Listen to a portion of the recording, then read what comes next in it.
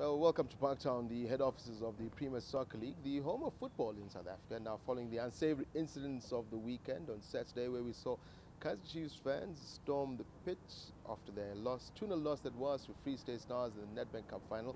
The Premier Soccer League chairman, Dr. Irvin Khoza, has called an impromptu press conference, if I can call it that, to try and address the issues. A lot of questions been asked on, well, safety, whether the culture of South African football is basically out the window because these incidents have become somewhat of a common occurrence. But to try and go through it, with me right now, Swiso Ramara, SABC News senior reporter. Swiso, welcome, and thank you very much for joining me. We at the Premier Soccer League, we expected to hear from Dr. Irvin Khoza in a short time from now.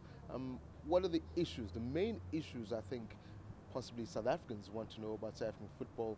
Are they safe? Should they even go to stadiums following what has happened recently? Well, thank you very much for having me, Tabiso. I think what we saw at Moses Mabhida this past weekend on Saturday evening does not give a good advert on South African football. I mean, that's totally unacceptable, and we cannot paint, all the South African soccer fans with the same brush. I mean, there was a match at Harry Gwala Stadium. Sundowns lost 3-1, but their fans took it like, I mean, they took it nicely. I mean, we did not see any rough or ugly incidents. But what happened at Moses Mabhida, it's for the third time now in the past 2 months that we're seeing unruly fans, tearing apart seats. But at Moses Mabhida, I think what happened was totally out of hand. We saw some of the chairs were bent there. Unarmed security personnel, they were attacked. I mean, we're expecting the PSL to come down heavy on the culprits, people who we saw. I mean, we saw the footage. People are clearly visible there. I think drastic steps must be taken against such individuals. Those people must be charged criminally, and they must be banned from our football pitches. We don't need people like that. Do you think these are possibly sanctions that the chairman is expected to match out in a short time from now? We're thinking of the fact that just a couple of weeks ago, in fact, on Thursday, Kaizer Chiefs were slapped with a 250 rand fine for similar behavior. Orlando Pirates, a couple of days prior to that, were told that they're going to be playing one of their matches or two matches behind closed doors because of similar incidents.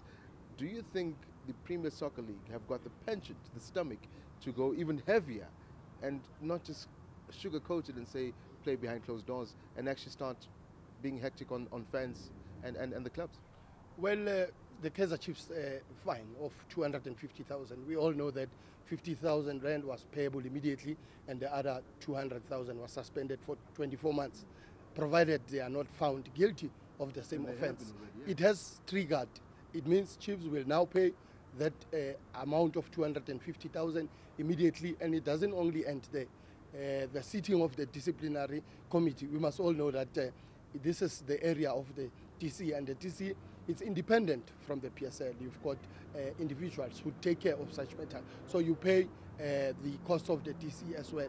With Orlando Pirates, I think what disturbed most people was that I think the PSL, in terms of showing that they are serious, that's one of the harshest punishments ever meted by the disciplinary committee, ordering a team to play, like you said, 2 games behind closed doors, but half of that sentence, it's suspended. I think going forward, that's what we must expect. The PSL should come down heavily on...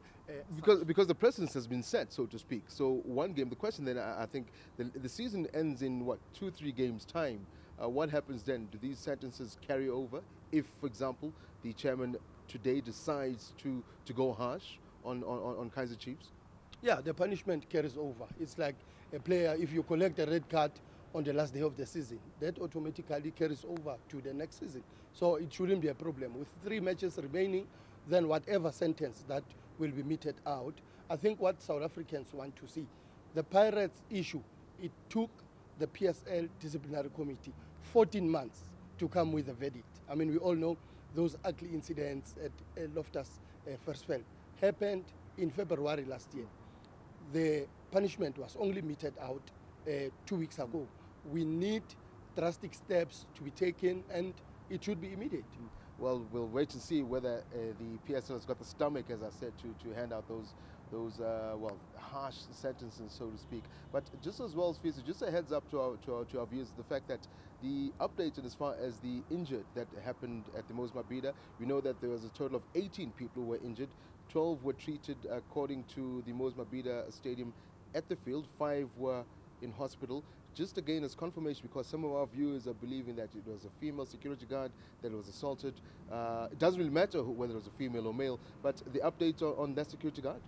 Yeah, I mean, it was encouraging to read earlier this morning that there were no fatalities at Moses Mabhida. The security personnel that was badly assaulted, she's doing fine. I think she's stable, but she's still in hospital. But another point, I mean, only 2 individuals were arrested after those incidents there. How do you arrest 2 people? Because we all know, and we saw, it was scores, hundreds of Chiefs fans invading the pitch, vandalizing the equipment. How do you justify the fact of only arresting 2 people? I think those are some of the questions that the South African public will be asking going forward. It's really those questions we're going to pose to the chairman now. Let's wrap it up quickly. A DC is still going to be held with regards to the outcome, or with regards to the incidents of Saturday. So I don't want us to jump the gun in as far as that's concerned. Do you expect the PSL to fast track that one, or by virtue of you mentioning now that they're expecting more arrests to be made, will they separate the two, deal with Kaizer Chiefs, the club, and then the criminal matter of those who went into the field, assaulted personnel, because the Sports Act does provide for somebody to be charged criminally?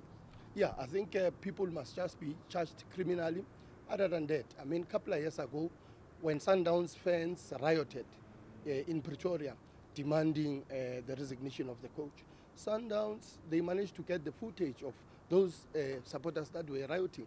And we saw Sundowns taking steps against those individuals. Those people were banned from attending football matches. I think a similar direction in this regard should be taken, and make sure that we don't see those ugly incidents in our lovely sport of football. Then we must face Ramar. Well, unfortunately, we have to wrap it up right here for now, but keep, well, your eyes right, firmly set right on the SABC News channel. We'll be crossing into the press conference. That's, of course, the chairman of the PSL, as the hearing or the press conference, the press briefing with regards to the incidents that happened on Saturday at the Mozambique Stadium, Kaizer Chiefs versus Free State Stars, where Chiefs fans stormed the field, and, of course, those unsavory scenes that happened there. Stay with us. Back to you.